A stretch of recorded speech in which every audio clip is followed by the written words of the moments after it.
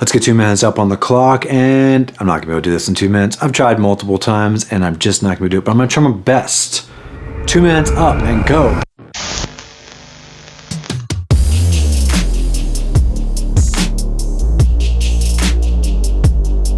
Last Voyage of the Demeter is the new vampire film. It's been described as many as Alien on a Ship, which sounds absolutely fantastic. Plus, it's from the director of The Autopsy of Jane Doe and Scary Stories to Tell in the Dark, which, if you've not seen Autopsy of Jane Doe, is a great atmospheric, tension-filled movie with great acting and some great scares. Absolutely check that out if you have not seen it. And Scary Stories to Tell in the Dark, while I think it was a little more PG-13 toned down than I really wanted it to be, it is a good, still like Halloween time, atmospheric, fun time movie. So I was really excited what he was going to do with this film and the concept of this film. Going in, the trailer looked okay, so I didn't have super high hopes for it, but again, just the director himself, I was excited to see it. And on top of that, I had the theater almost to myself. There was one other person in there, had my whole row to myself, so I was excited. Starting off with the positives, I do think the film is shot very well. I think clearly the director has an eye. He knows what he's doing behind the camera. And I think the set design is phenomenal with what they have anyway. Most of the movie takes place on a ship, and clearly they did a lot of work making the ship look good. You can clearly tell like it's not shot on location on the ocean when they're working with a lot of water and rain, but for the most part it looks really good. And when they're off the ship and they're on the islands, it all looks very time appropriate. It looks really well done. Looks clearly they put some time and effort into this. So also I think that the practical effects in the film, they use like a combination of practical effects and some CGI with the creature and also with the blood, gore, and different things like that. I do think that the practical work is really good. It's really well done. And so when you get the combination of that and the CGI together, for the most part, I think it looks pretty good. Some of the CGI definitely takes me out of the film when I'm watching it, unfortunately, especially close-ups on the vampire. They're going for more of like an old school Nosferatu, Dracula, and I think he looks really good until he's really close up, and then the CGI is super apparent, and it just takes me out of the film. I don't think that it looks bad by any means, though. I would never look at this film and think it looks like a super low-budget film. I think that it's pretty decently done, but unfortunately it just sucks me out of the film. I would have preferred either keep it in the shadows or do mostly all practical work. But again, when it's there, I think it looks really good. And the acting, for the most part, across the board is pretty solid as well. Unfortunately, that's about it. This movie's competently made, but getting into the negatives, it just doesn't do anything that makes it really worth watching. And that really sucks because this concept is so good. But like the reason that this concept works so well for Alien is because it's this creature that you don't really know what it is. You don't have any rules or understanding of what this is. And they're going around this vast ship and you don't know where it is. It could be anywhere. You haven't nailed down what it can even do. You don't have really a whole lot of backstory for these characters. You're still learning them, getting to know them. But this film, right off the bat, you kind of know all these people and why they're there. Yes, they do try to dive in and give some backstory to these characters, but it's not like just a mishmash of group of people on a mission.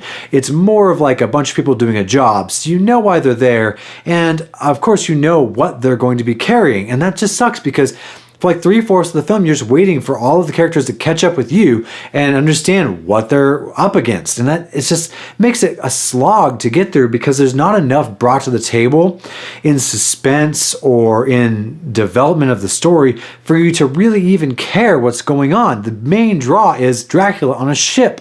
And so, unfortunately, takes 3/4 of the film or more to get there, and they do this thing that I absolutely hate that they do in movies where, and this is not a spoiler, this happens right away, they've got characters who are helping load cargo onto the ship, and they look at the cargo and they go, oh, I recognize those symbols. Hey, you're going to be cursed. And then everybody on the ship just magically forgets when stuff's happening that, oh, I don't know, maybe these bad things that are happening could be tied to this curse that everyone told us about just, I don't know, yesterday or 2 days ago. They just forget. So like 90% of the way through the film, you're just waiting for them to, again, hop on board and be like, oh, hey, I wonder if those two things are related. And so that's just, it's frustrating as a viewer, and the characters are not like bad characters. They're not dumb, but they're making stupid decisions. And Unfortunately, they try to add some backstory, especially to the main character, but when he gets this monologue later in the film and you're supposed to feel for him, I just couldn't help but think, what does this have to even do with what's going on at this moment? It doesn't tie together at all. So I just kind of rolled my eyes, like, whether you care about this character or this backstory that they're presenting, it's not appropriate for the time and what's happening in the film. It just doesn't tie together. It doesn't really mean anything. So it doesn't add anything to the film except for a little more runtime. And then, unfortunately, also the alien concept on the ship, while I do think that, yes, they're on a ship, it's hard to necessarily craft a lot of tension and scares with a small ship. They could have done a better job, because most of the ship, they're in the cargo bay, they're in the rooms, or they're on deck. And so if they're not on deck, or Dracula's not on deck, where is he? Oh, I wonder if he's in the cargo bay or in the rooms. If he's in the rooms, then you know he's not on deck. So it's like, there's not a whole lot they can do with that, or that they do that with that in the film. So you know when it's daytime on deck, look, hey, there's no vampire. So when they go down on below deck or in the cargo bay, hey, I wonder where he is. Could he be down there somewhere? It's like they don't show enough of the ship. At no point in the movie are you exploring the ship and finding rooms that you didn't see, or looking through cargo. Cargo is just like all stacked up, you know? And so there's no mystery behind it. There's no like hiding in plain sight. There's no really using shadows to creep around. It just kind of appears and disappears.